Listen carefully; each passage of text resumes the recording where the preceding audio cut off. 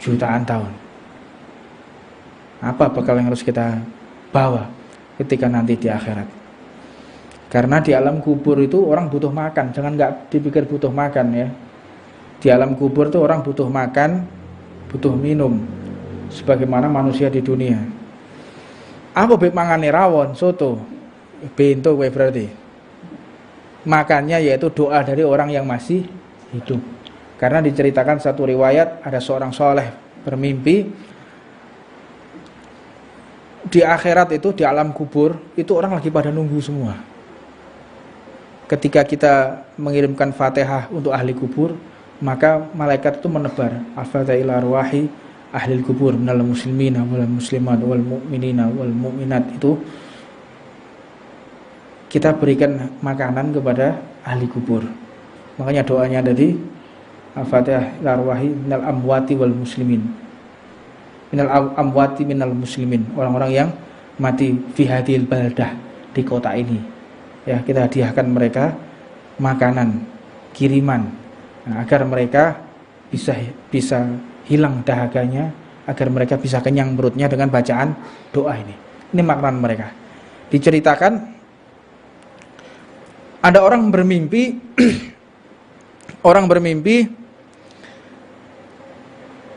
ahli kubur ini semua rebutan makan kecuali si bapak ini.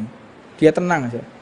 Ditanya, "Bapak, ini orang semua satu kuburan ini rebutan makanan kayak begitu. Kamu kok enggak? Kalau saya spesial." Apa spesialnya? Saya memiliki anak yang soleh, yang senantiasa dia duduk di majelis taklim dan didoakan secara khusus. Maka saya pun diberikan bagian khusus oleh malaikatnya Allah Subhanahu wa taala. Nah, anakku itu anak yang soleh, dia berteman dengan orang-orang yang baik dan dia seringkali memberikan doa, mengirimkan doa kepadaku, jadi saya nggak butuh rebutan kayak begitu. Tidak lama kemudian si orang soleh ini bermimpi lagi, orang tua tersebut ikut rebutan. Bingung, kamu kok ikut rebutan sekarang? Ya, anakku sudah meninggal, nggak ada lagi yang ngirimi saya. Melok royoan, karena terputus, anaknya nggak punya anak lagi. Ya, anaknya nggak punya anak lagi dan dia ibadah untuk dirinya sendiri. Makanya saya ingatkan di dalam majelis ini, kalau kita punya handphone, kita punya media sosial media, sosmed, akun-akun Facebook, Instagram, gunakan akun kita untuk ikut serta menyebarkan dakwah dan mengajak orang ikut datang ke majelis. Kalau kita mengajak satu orang ini, ayo Mas, ayo bro, melok aku bro, untuk majelis. Geopo nom-noman majelisan piring. Ya kadang kayak gitu ya. Kancamu sing rada kayak sodron-sodron nih. Ayo to melok. Ya wis, akhirnya ikut. Dia ikut dan akhirnya dia mendengarkan dan dia mengamalkan apa yang dia dengarkan di majelis. Ketika kita mati, dia masih mengamalkan itu. Pahala kita tidak diputus oleh Allah. Apalagi kalau dia punya anak nantinya dan anaknya diajarkan seperti dia, gara-gara kita ngajak dia ke majelis, berapa jumlah pahala. Belum lagi kalau kita bisa mampu mengajak orang secara ramai, tulis di medsos. Hari ini ada Jalsatul Itsnain, hari ini ada majelis Rotibul Haddad, kita ikut menyebarkan. Karek metek tok, apalagi aplikasi Facebook karek mejet tok, bagikan, ceklek. Orang membaca, orang tertarik, apalagi ikut streamingnya, kita ikut menyebarkan.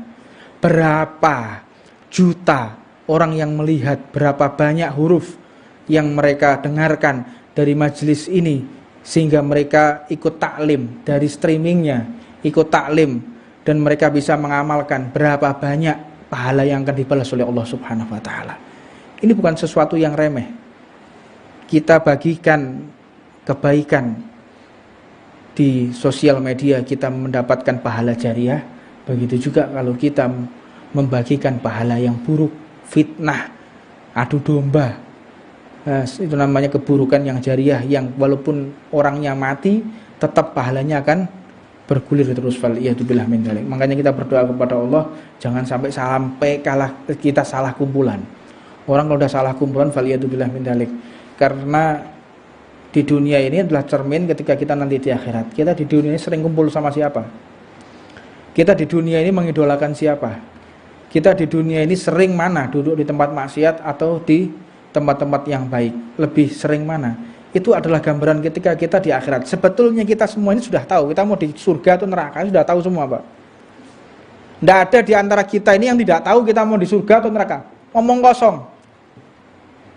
Omong kosong kalau ada orang, saya nggak tahu saya nanti di neraka atau di surga. Omong kosong. Ya, saya sering kali mengucapkan seperti ini dan menjadi perdebatan.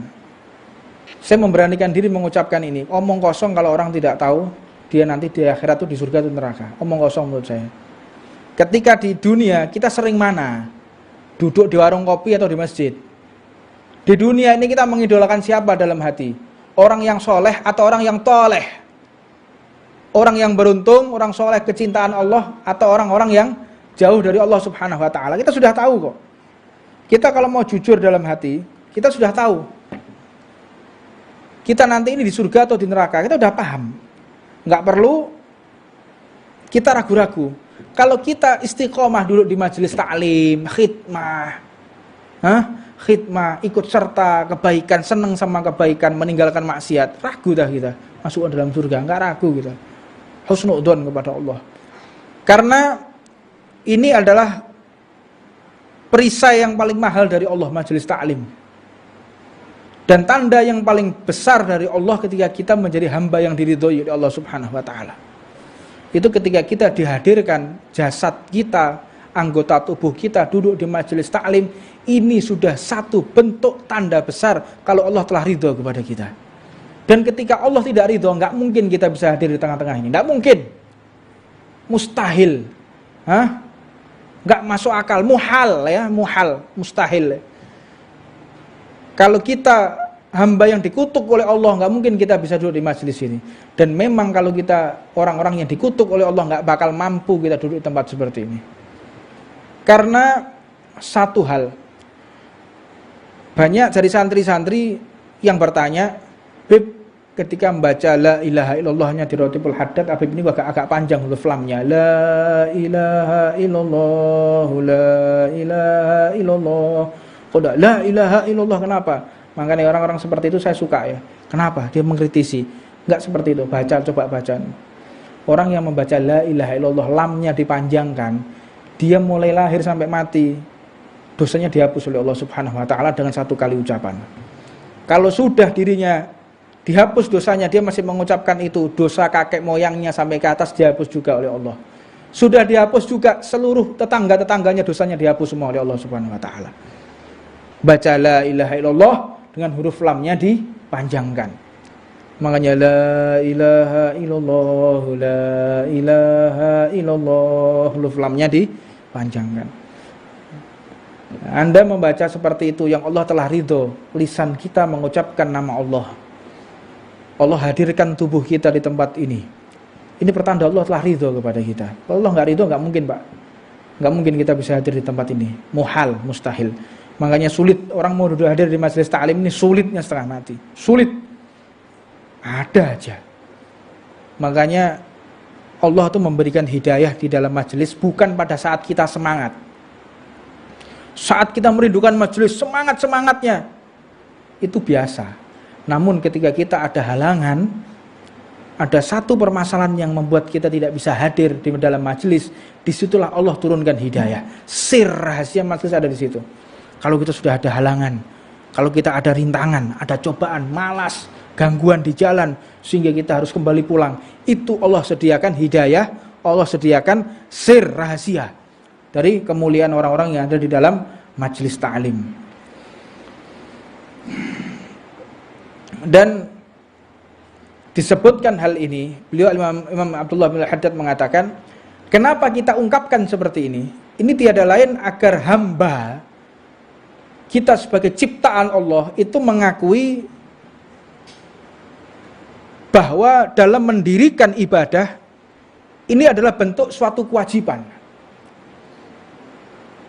Dan ketika kita mendirikan ibadah bukan hanya untuk menggugurkan kewajiban.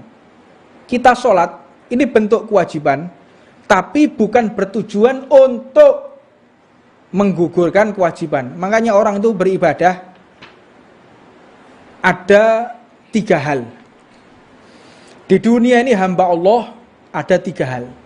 Yang pertama itu adalah ibadahnya orang seperti pedagang, laba rugi yang dihitung. Kok wong dodolan. Aku lek taat tengene donya 60 tahun, saya akan bahagia selama-lamanya. Tapi kalau saya tidak taat di dunia selama 60 tahun, saya akan disiksa selama-lamanya. Mosok 60 tahun, 70 tahun saya menikmati, setelah itu disiksa. Wah, rugi itu namanya.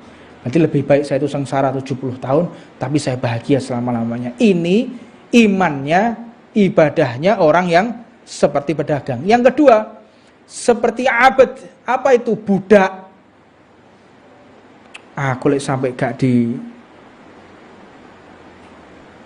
melaksanakan sholat, gak melaksanakan perintah Allah, disiksa habis-habisan.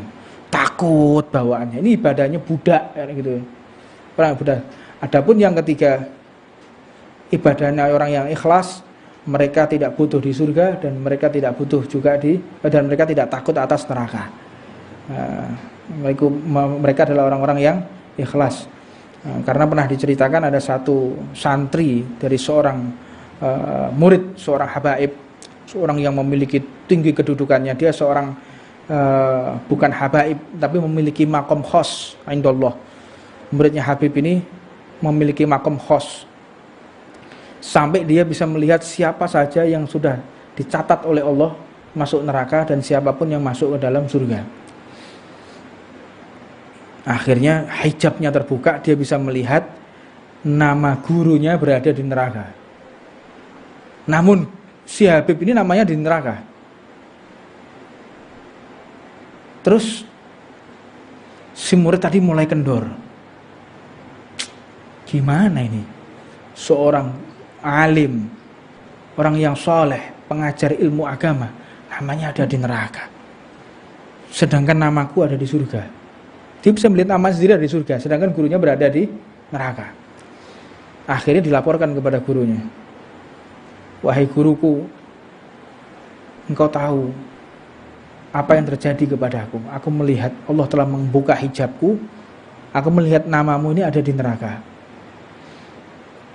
Si gurunya ini cuma tersenyum dan tidak mengurangi dan menambahkan ibadahnya. Usiku istiqomahnya apa, ya udah itu. 10 tahun kemudian hijabnya kebuka lagi. Dilihat nama gurunya berada di posisi terdekat bersama para sahabat Nabi Muhammad di surganya Allah. Akhirnya ditanyakan lagi, wahai guruku, namamu sekarang berada di dekatnya para sahabat. Kau adalah orang-orang terpilih, orang nomor satunya Allah di kalangan para ulama. Gurunya pun tersenyum. Engkau melihat itu 10 tahun yang lalu. Kalau kamu bisa melihat terus aku tidak bisa melihat begitu. Kalau kita kira-kira gimana, Pak? Ibadah mempeng, sholat, tapi nama kita masih di neraka. Kira-kira gimana kita? Buyar yo. Gak sembayangan yo. Ini mereka kayak begitu. Para ulama itu, mereka yang sudah memiliki makom-makom khos di hadapan Allah, dia tidak akan menambahkan amaliyahnya, dia di neraka atau di surga. Tidak, kewajiban saya istiqomah, kewajiban saya ini melaksanakan sunnah, kewajiban saya berdakwah di jalan Allah. Terserah Allah menempatkan saya di surga atau di neraka. Saya ini cuma hamba. Saya nggak berhak menuntut kepada Allah. Saya harus ke surga. Saya menghindar dari neraka. Enggak seperti itu. Terserah Allah. Saya mau ditempatkan dimanapun. Itu orang-orang yang memiliki kedudukan ikhlas di hadapan Allah Subhanahu wa ta'ala. Ini kita ceritakan untuk apa? Agar kita tahu betapa jauhnya kita dengan mereka. Kita ceritakan seperti ini untuk apa? Untuk evaluasi diri. Sehingga kita tidak sombong lagi atas amaliyah yang telah Allah titipkan kepada kita. Makanya kenapa sih sebaik-baiknya orang kafir itu masih masuk neraka? Dan sejelek-jeleknya orang Islam masih masuk surga. Kenapa seperti itu? Karena orang kafir itu tidak mengakui Allah. Orang yang baik sekali, gak pernah maksiat, dia gak pernah melakukan perbuatan dosa tapi masuk neraka. Apa sebab? karena dia tidak mengakui Allah atas apa yang dia lakukan ini, ya karena dirinya baik, dirinya ini mulia, makanya dia berbuat kebaikan karena dia tergolong orang-orang yang mulia, tidak mengakui bahwa kebaikan ini Allah titipkan kepada diriku sehingga saya bisa berbuat baik. Kalau umat Islam mengakui bahwa tidak ada Tuhan selain Allah dan Nabi-Nya Muhammad adalah utusan Allah, kebaikan yang kita lakukan ini adalah gara-gara rahmatnya Allah. Kita tidak bisa duduk tempat ini kecuali rahmat Allah. Kita tidak bisa sholat kecuali rahmat Allah.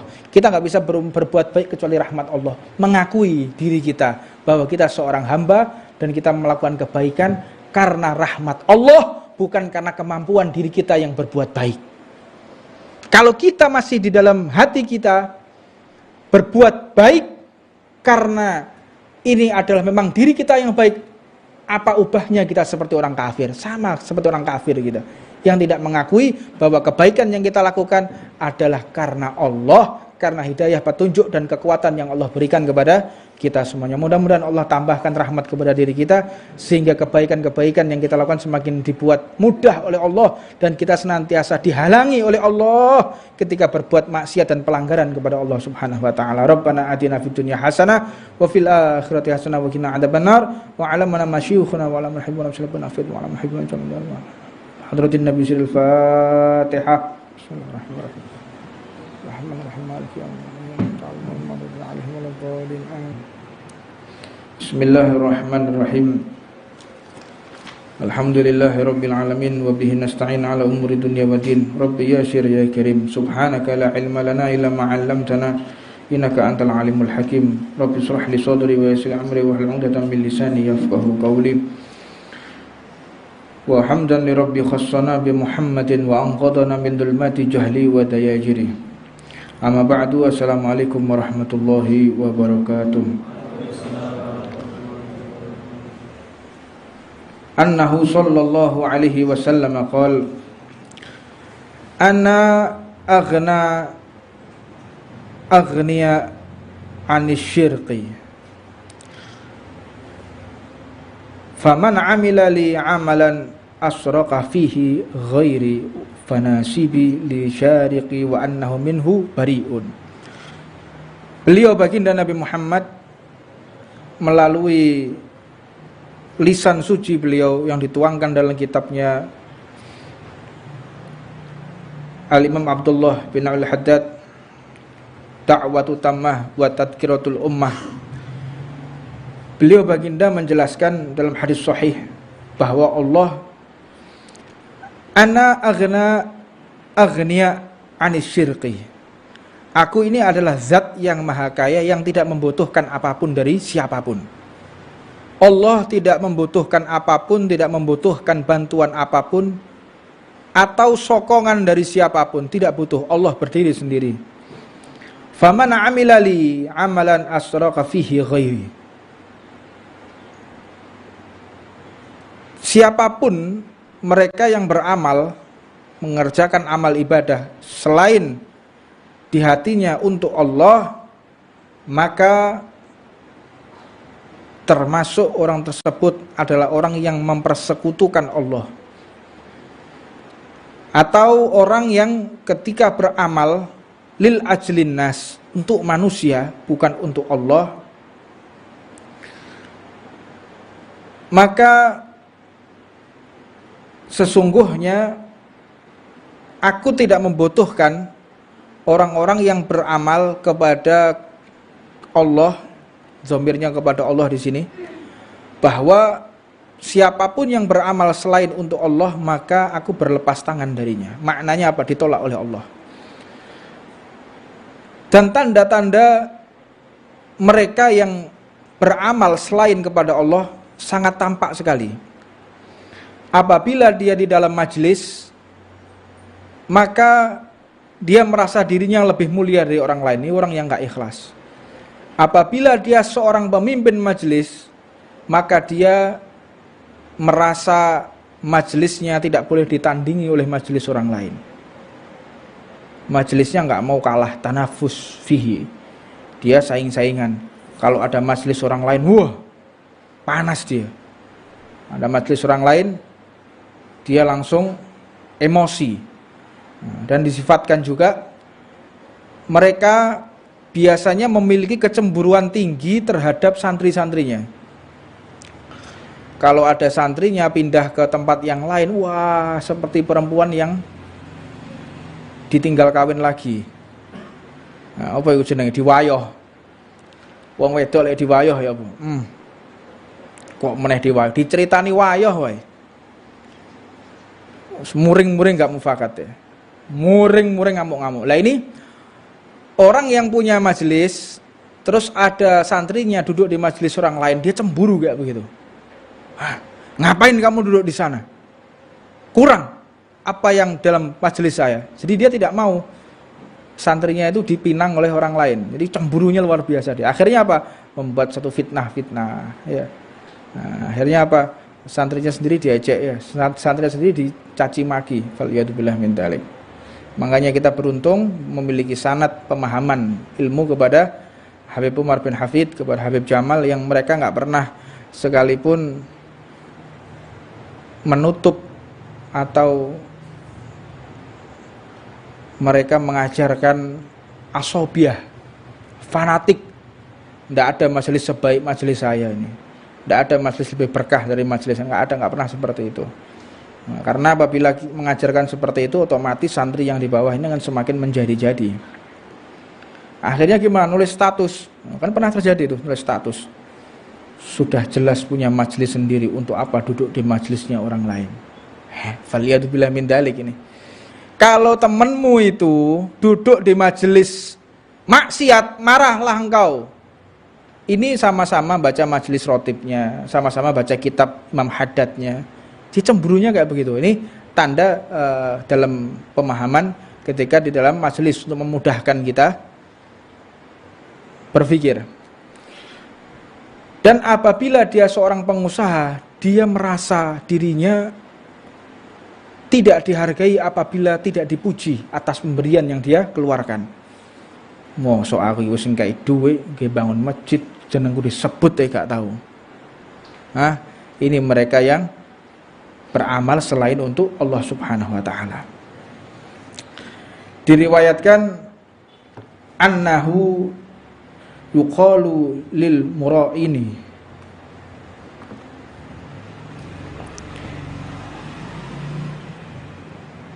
idzal tamassu thawaba a'malihim yaumal qiyamah idhabu ilal ladzina kuntum tur'unahum fid dunya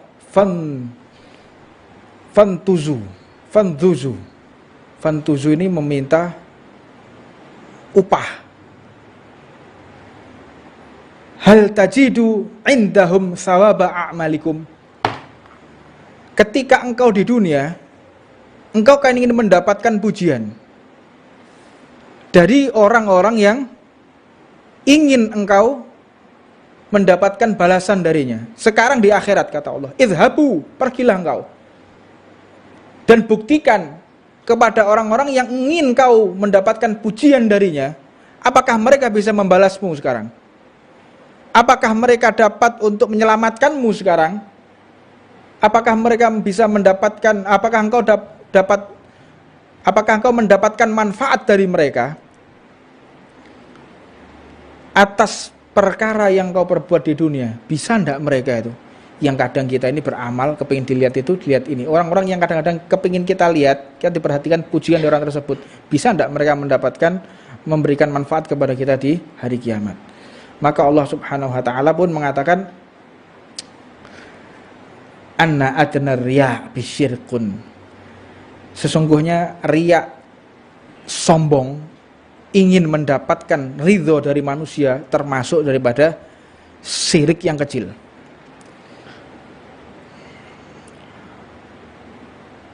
Wa an mura'i yunadi yaumal qiyamah bi arba'ati asma'. Bahwa orang-orang nanti yang dia berbuat riya, ingin dipuji seseorang, kelak di hari kiamat dia disebut dengan 4 nama. Ya muroi. Hah? Ya muroi. Wong sing golongan golek jeneng, orang cari muka. Orang yang suka cari muka. Ya ghadiri. Wahai orang yang merugi. Ya khasiri. Wahai orang yang rugi. Ya fajir. Orang-orang yang biadab. Idhab fakhud ajroka mimman amilta lahu fala ajroka laka indaka. Apakah mereka dapat memberikan engkau kemanfaatan karena engkau telah mencari ridho dari mereka, padahal kami memiliki posisi yang tidak membutuhkan siapapun, kata Allah. Nah, kalau orang belajar seperti ini, lalu di dalam hatinya masih menginginkan pujian dari manusia, dia akan tersiksa, Pak. Semakin hari mereka semakin mendapatkan perasaan tertumpuk seperti itu, maka semakin hari dia akan semakin tersiksa. Orang kalau sudah tidak ikhlas, syirik yang kecil atau riya, sum'ah, gila popularitas, mereka itu tidak segan-segan menegur orang yang tidak memujinya. Kowe lo gak tau terima kasih mbak aku. Naudzubillah min dzalik. Engkau ini lo gimana? Nggak ada terima kasihnya. Nggak bisa menghargai jasa saya. Kamu nggak bisa menghargai jasa saya. Ini orang yang benar-benar darinya ada syirik. Dia merasa dirinya membutuhkan pujian dari orang lain. Dan adapun mereka yang dibantu lalu menghilangkan jasa dari orang yang membantu, ini adalah seburuk-buruknya manusia. Sejelek-jeleknya manusia, sebiadab-biadabnya manusia, yang mereka menghilangkan jasa orang kepada dirinya. Ada orang membantu kita, ada orang berbuat baik kepada kita, merasa orang tersebut tidak membantu kita. Ini orang yang biadab juga, kayak begitu. Nah, orang yang seperti itu mau tidak mau dia akan tergoda dengan wanita biasanya. Nah, ini dijelaskan. Orang kalau sudah ingin menghapus jasa orang lain dari dirinya, ada orang berbuat baik, dia berhutang jasa kepada si A, tapi dia menutupi bagaimana caranya si A ini tidak berjasa kepada dirinya. Dia tidak lama dia akan tergoda oleh wanita yang bukan muhrimnya dan dia akan berzina. Waliyadzubillah min dzalik. Naudzubillah. Nah, la yadkhul jannah man fi qalbihi mithqala dzarratin min kibir. Tak mungkin seseorang itu masuk ke dalam surga apabila di dalam hatinya ada sedikit mithqala dzarratin min kibir, seberat biji atom dari kesombongan. Biji atom ini bukan kacang atom ya. Pikiran perbadokan ini repot banget. Kacang atom. Atom itu adalah satuan terkecil dari molekul.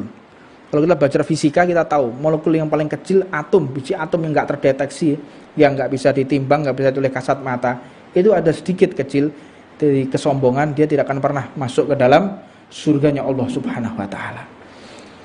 Dan surga ini bagi orang yang benar-benar mengakui kemuliaan Allah dan menghilangkan ego. Makanya manusia itu dimasukkan neraka agar apa? Egonya hancur dulu. Nah, dia merasa di dunia ini nggak butuh kepada Allah. Akhirnya apa? Maksiat.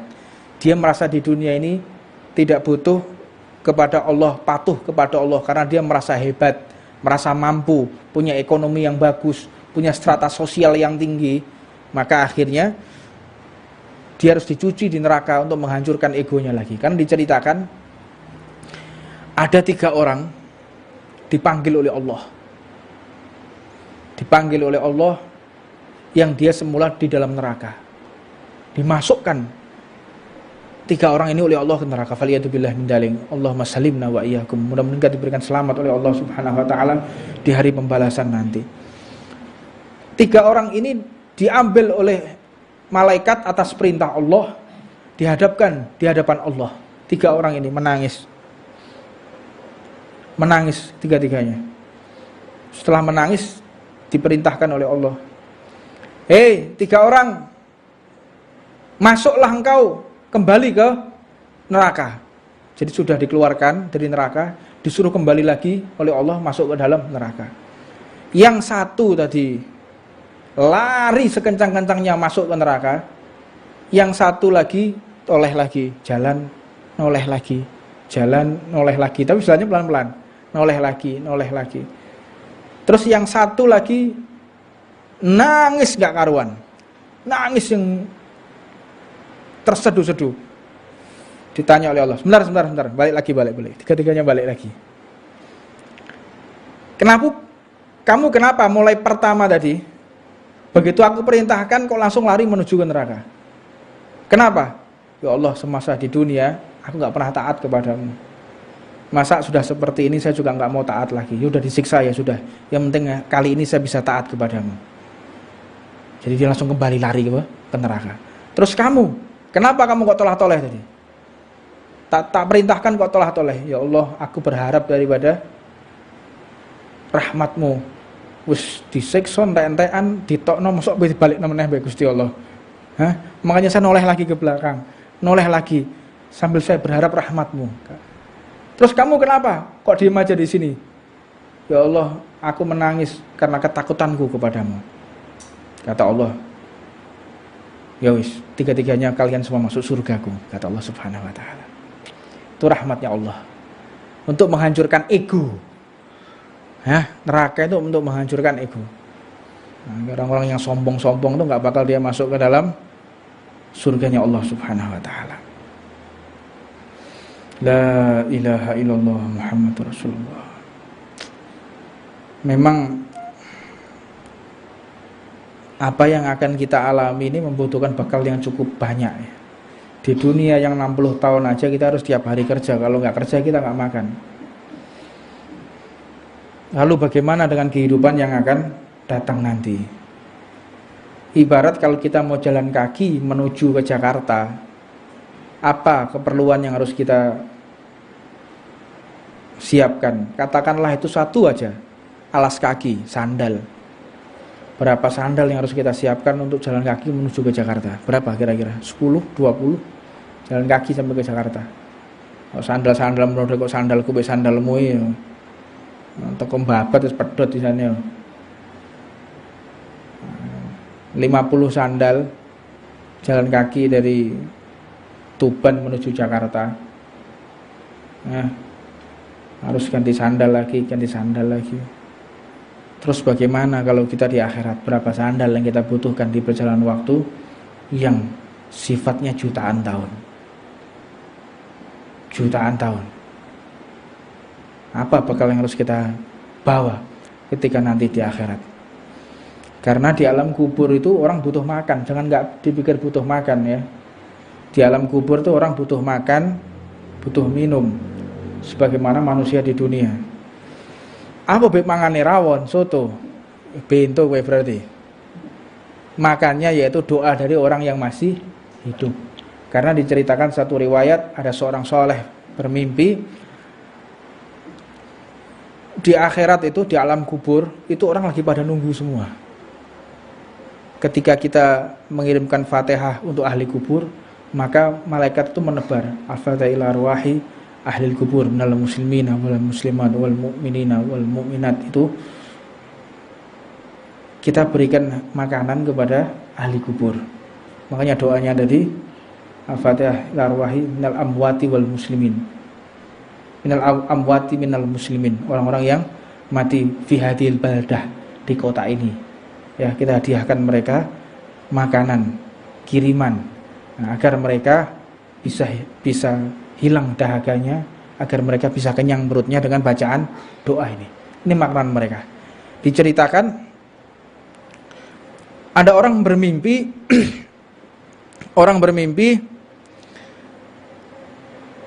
ahli kubur ini semua rebutan makan kecuali si bapak ini. Dia tenang saja. Ditanya, "Bapak, ini orang semua satu kuburan ini rebutan makanan kayak begitu. Kamu kok enggak? Kalau saya spesial." Apa spesialnya? Saya memiliki anak yang soleh. yang senantiasa dia duduk di majelis taklim dan didoakan secara khusus. Maka saya pun diberikan bagian khusus oleh malaikatnya Allah Subhanahu wa taala. Nah, anakku itu anak yang soleh, dia berteman dengan orang-orang yang baik dan dia seringkali memberikan doa, mengirimkan doa kepadaku, jadi saya nggak butuh rebutan kayak begitu. Tidak lama kemudian si orang soleh ini bermimpi lagi, orang tua tersebut ikut rebutan. Bingung, kamu kok ikut rebutan sekarang? Ya, anakku sudah meninggal, nggak ada lagi yang ngirimi saya. Melok royoan. Nah, terputus, anaknya nggak punya anak lagi.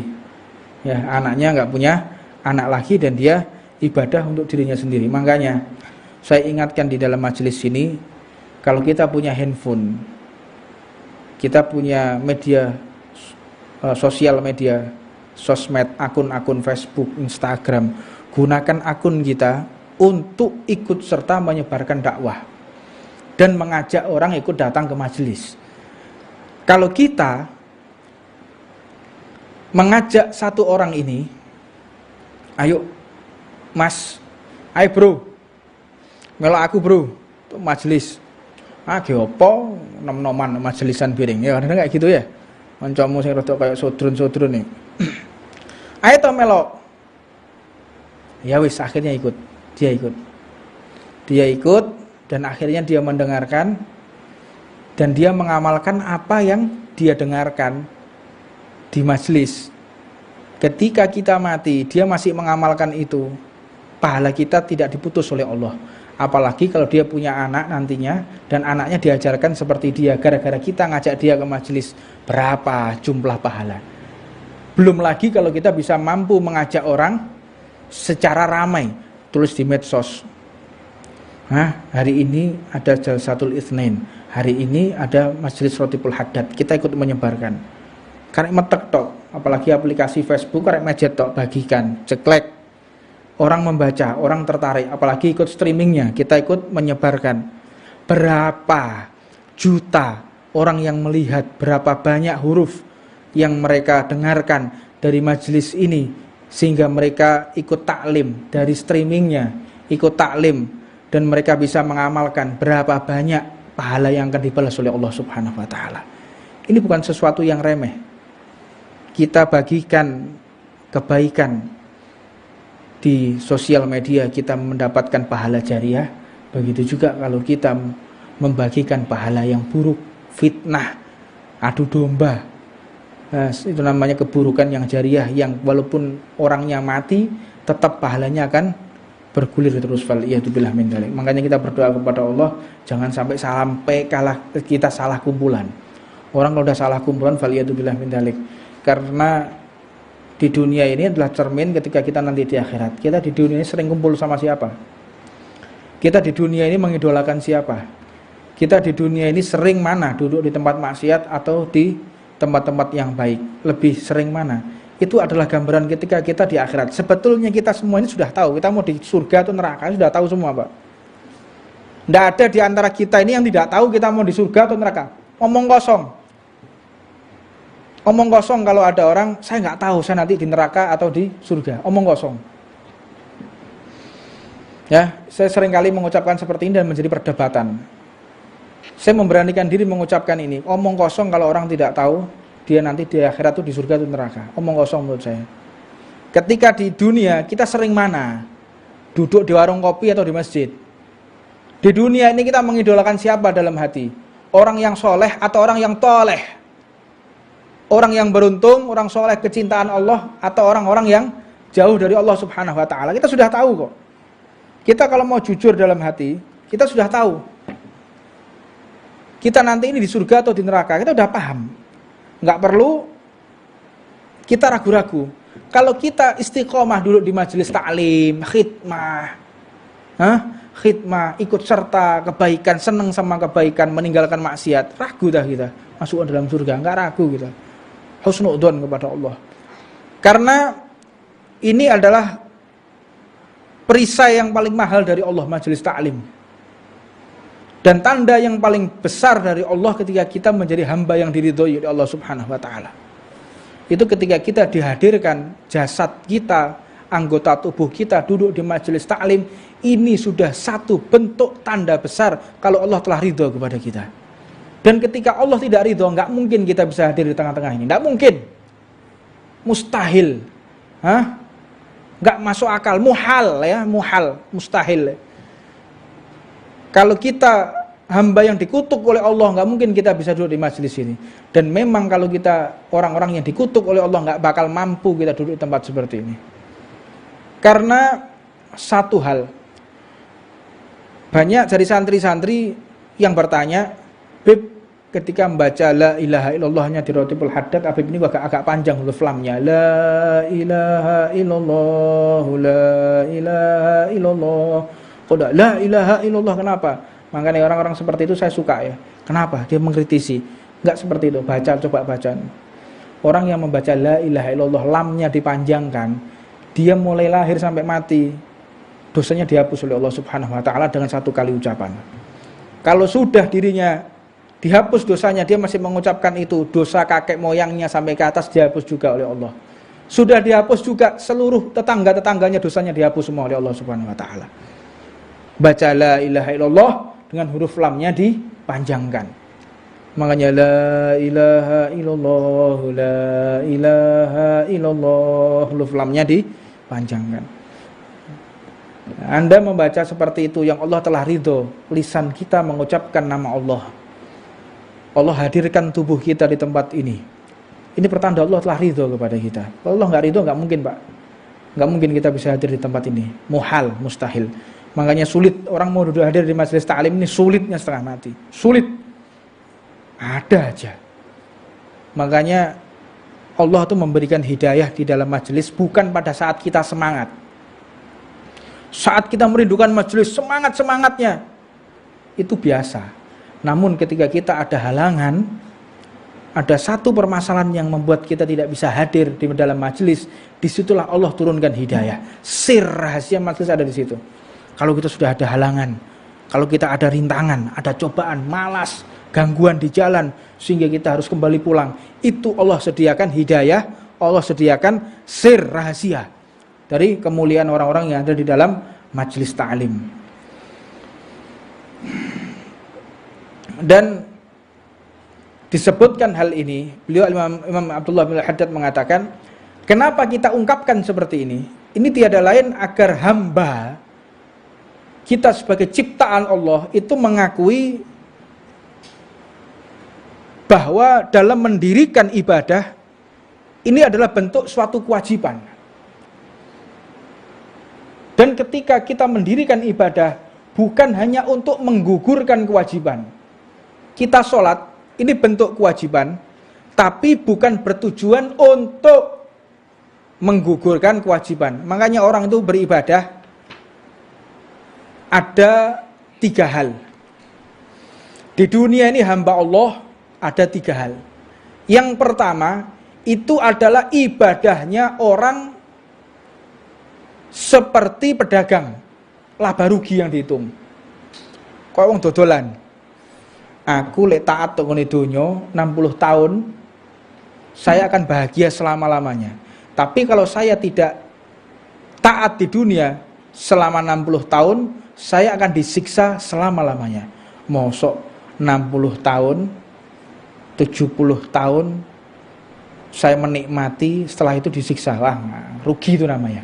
Berarti lebih baik saya itu sengsara 70 tahun, tapi saya bahagia selama-lamanya. Ini imannya, ibadahnya orang yang seperti pedagang. Yang kedua, seperti abad. Apa itu? Budak.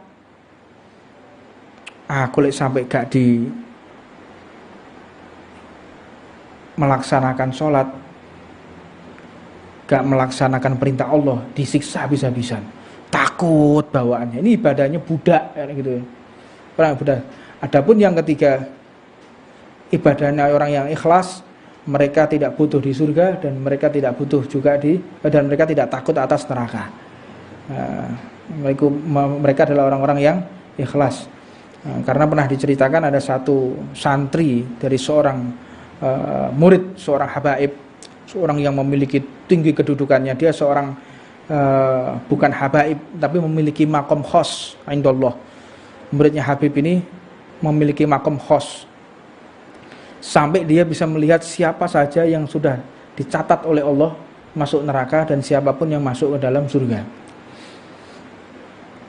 Akhirnya hijabnya terbuka, dia bisa melihat nama gurunya berada di neraka. Namun si Habib ini namanya di neraka. Terus si murid tadi mulai kendor. Gimana ini? Seorang alim, orang yang soleh, pengajar ilmu agama, namanya ada di neraka. Sedangkan namaku ada di surga. Dia bisa melihat nama sendiri ada di surga, sedangkan gurunya berada di neraka. Akhirnya dilaporkan kepada gurunya. Wahai guruku, engkau tahu apa yang terjadi kepadaku. Aku melihat Allah telah membuka hijabku. Aku melihat namamu ini ada di neraka. Si gurunya ini cuma tersenyum dan tidak mengurangi dan menambahkan ibadahnya. Usiku, istiqomahnya apa? Ya udah itu. 10 tahun kemudian hijabnya kebuka lagi. Dilihat nama gurunya berada di posisi terdekat bersama para sahabat Nabi Muhammad di surganya Allah. Akhirnya ditanyakan lagi, wahai guruku, namamu sekarang berada di dekatnya para sahabat. Kau adalah orang-orang terpilih, orang nomor satunya Allah di kalangan para ulama. Gurunya pun tersenyum. Engkau melihat itu 10 tahun yang lalu. Kalau kamu bisa melihat terus aku tidak bisa melihat begitu. Kalau kita kira-kira gimana, Pak? Ibadah mempeng, sholat, tapi nama kita masih di neraka. Kira-kira gimana kita? Buyar sing yo. Wis gak sembahyang-sembayangan yo. Ini mereka kayak begitu. Para ulama itu. Mereka yang sudah memiliki makom-makom khos di hadapan Allah, dia tidak akan menambahkan amaliyahnya, dia di neraka atau di surga. Enggak, kewajiban saya istiqomah, kewajiban saya ini melaksanakan sunnah, kewajiban saya berdakwah di jalan Allah. Terserah Allah menempatkan saya di surga atau di neraka. Saya ini cuma hamba. Saya nggak berhak menuntut kepada Allah. Saya harus ke surga. Saya menghindar dari neraka. Enggak seperti itu. Terserah Allah. Saya mau ditempatkan dimanapun. Itu orang-orang yang memiliki kedudukan ikhlas di hadapan Allah Subhanahu Wa Taala. Ini kita ceritakan untuk apa? Agar kita tahu betapa jauhnya kita dengan mereka. Kita ceritakan seperti ini untuk apa? Untuk evaluasi diri. Sehingga kita tidak sombong lagi atas amaliyah yang telah Allah titipkan kepada kita. Makanya kenapa sih sebaik-baiknya orang kafir itu masih masuk neraka dan sejelek-jeleknya orang Islam masih masuk surga? Kenapa seperti itu? Karena orang kafir itu tidak mengakui Allah. Orang yang baik sekali, gak pernah maksiat, dia gak pernah melakukan perbuatan dosa, tapi masuk neraka. Apa sebab?